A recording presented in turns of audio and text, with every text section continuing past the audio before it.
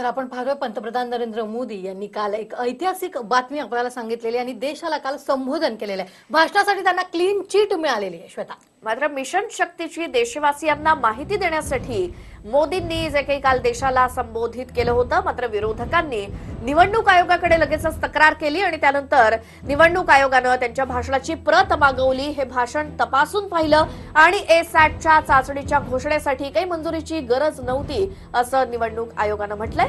सूत्रांनी तसं सांगितलंय। या संदर्भातली माहिती घेऊयात। सचिन गव्हाणे आमचे प्रतिनिधी आहेत फोन लाईनवरती। सचिन, निवडणूक आयोगानं पूर्णपणे नरेंद्र मोदींना क्लीन चिट दिली, मात्र विरोधकांनी आरोप केलेलेच होते। काय नेमकं चित्र रंगलं होतं? खरं म्हणजे निवडणूक आयोगाकडून कोणत्याही प्रकारचं आतापर्यंत अधिकृत याची घोषणा करण्यात आलेली नाहीये, परंतु निवडणूक आयोगाच्या सूत्रांची जी माहिती आहे त्यानुसार नरेंद्र मोदींना क्लीन चिट मिळू शकते। कारण की कालही जेव्हा हे प्रकरण सुरू झालं त्यानंतरला मोदींनी येऊन भाषण दिलं आणि त्या भाषणानंतर लगेचच विरोधी पक्षांकडून जे आहे ते नरेंद्र मोदींवरती जे आहे ते टीकेची झोड उठवलेली होती। आचारसंहिता सुरू असताना पंतप्रधान नरेंद्र मोदी जे आहेत ते अशा प्रकारचं वैज्ञानिकांचं श्रेय आपण आपल्या राजकीय फायद्यासाठी वापरत आहेत अशी जी भूमिका होती ती विरोधी पक्षांनी घेतली। त्यानंतरला माकपनी जी आहे ती निवडणूक आयोगाकडे तक्रार केली। काल संध्याकाळी देखील निवडणूक आयोगानं बैठक घेऊन मोदींचं भाषण एकदा तपासलं आहे।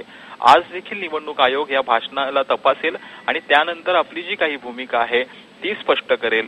परंतु निवडणूक आयोगाकडनं गेल्या काही दिवसांमध्ये 2-3 दिवसांमध्ये जे आहेत ते नीती आयोगाचे राजीव कुमार आहेत यांना देखील नोटीस देण्यात आली होती आचारसंहितेच्या उल्लंघना संदर्भात। त्यानंतर रेल्वे मंत्रालय असेल आणि सिव्हिल एव्हिएशन असेल जे तिकिटावरती नरेंद्र मोदींचे फोटो होते त्या संदर्भात देखील नोटीस देण्यात आली होती।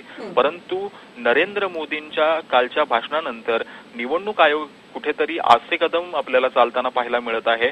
परंतु आज जे काय आहे ते स्पष्ट होण्याची शक्यता आहे दुपारपर्यंत। श्वेता, बिलकुल, ही माहिती आपल्या समोर येईलच। धन्यवाद सचिन, तुम्ही दिलेल्या सविस्तर माहितीसाठी।